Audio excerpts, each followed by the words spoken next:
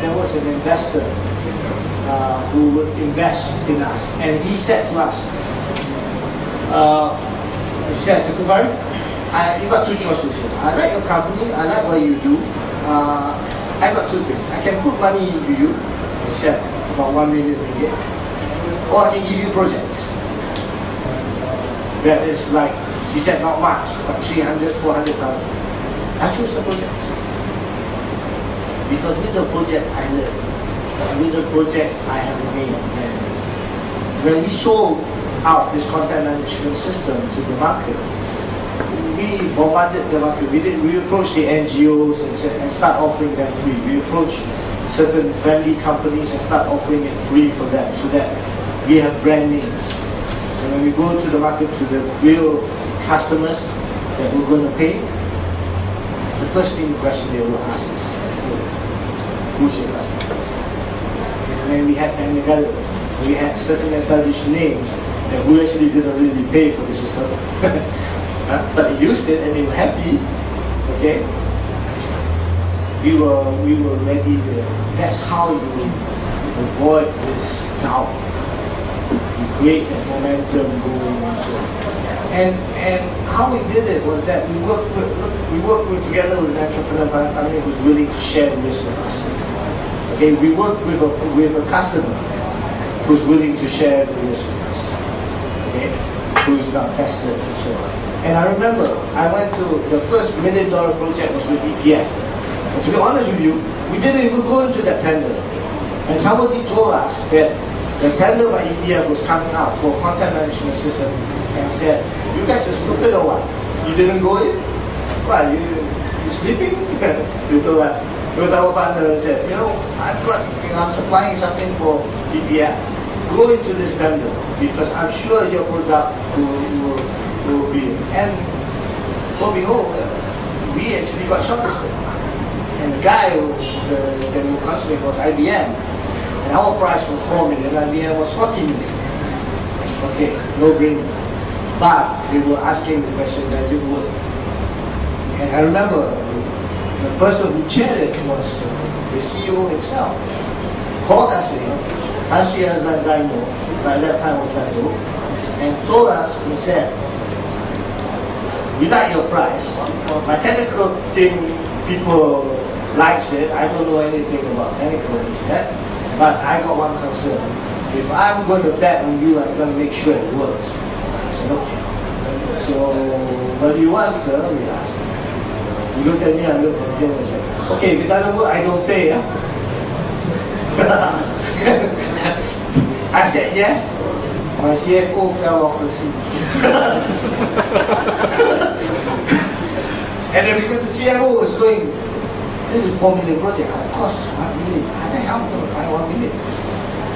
Okay? So I said yes. And then we went back and then we were thinking, how the hell are we going to do this? So we did it, but we had to buy the machines, we had to buy the particular business intelligence software that cost a bomb. And these people wanted 50% up front. And post-dated checks some more.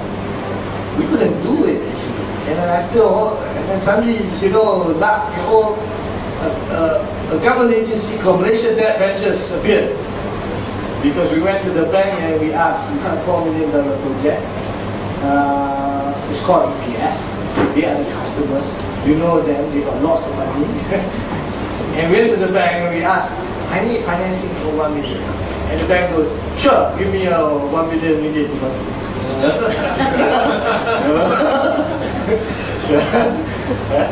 So we went and we said, forget about it, we got a 1 million deposit. And, but we were waiting. And then just about the LA was going to come out. The Prime Minister at that time told my dear announced Malaysia Debt Ventures. Malaysia Debt Ventures was designed to help us to basically say, if you don't have collateral, you can go financing. But we went to see Jiro Suzuki was the CEO at that time, and then he told us that I had to call him for lunch. Yeah, it was expensive. I remember that. But then he said it will only be operational opening applications for 2 months. I begged him and I said, look, I got this EV project. You need a first customer, and I can be your first customer because Skali at that time was well recognized, and we were brand name local IT industry. And if you finance us, I'll be your biggest investor. And then he talked about it, he looked at the letter of award and said, this is valid, I'll process it now before my 2 months. He went to the Ministry of Finance, asked money ahead of what was the allocation. And the ministry gave us 1 million. Then he gave us more. He gave 80% of 4 million, which was around 3 million plus. And with that money, we managed to build and redevelop other stuff in our technology. Okay? But I just want to talk about also going overseas, because I think everybody has aspirations overseas. Okay? Skali lost a lot of money overseas. Okay? I think we have lost today 2.5 million. Okay? Over 3 or 4 years. The first year we did, I think I lost around 1 million. We have a unit that we account, because we're all ex-merchant bankers, we are very good in account. So we had 1 million, we lost money. Okay, but the other business making money, so we're not rich. But that unit lost money in the first year, we lost money in the second year, 700,000. The third year we lost 400,000.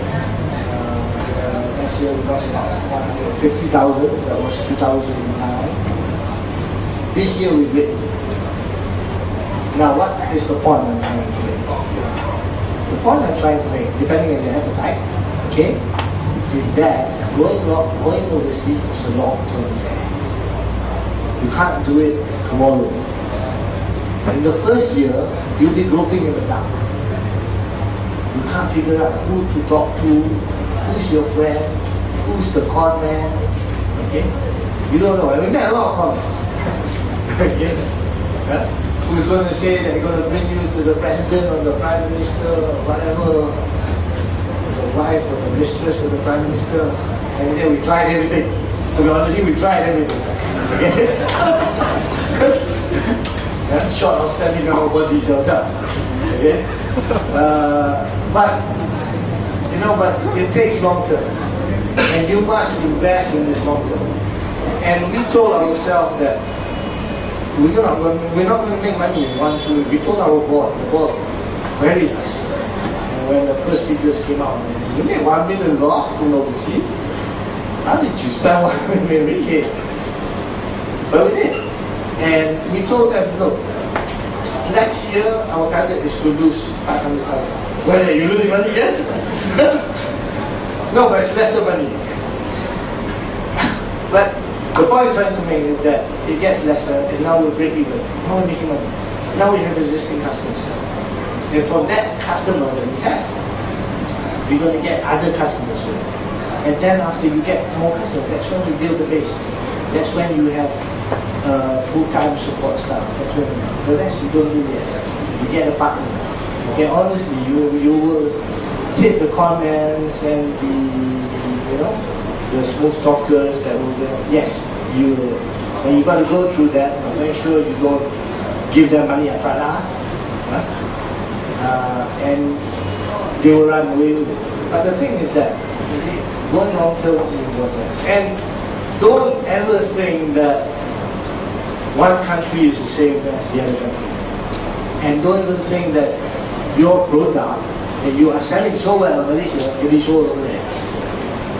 You got to twig it. Sometimes you got to say something else. Sometimes you say, hey, I can't sell this thing in that particular country.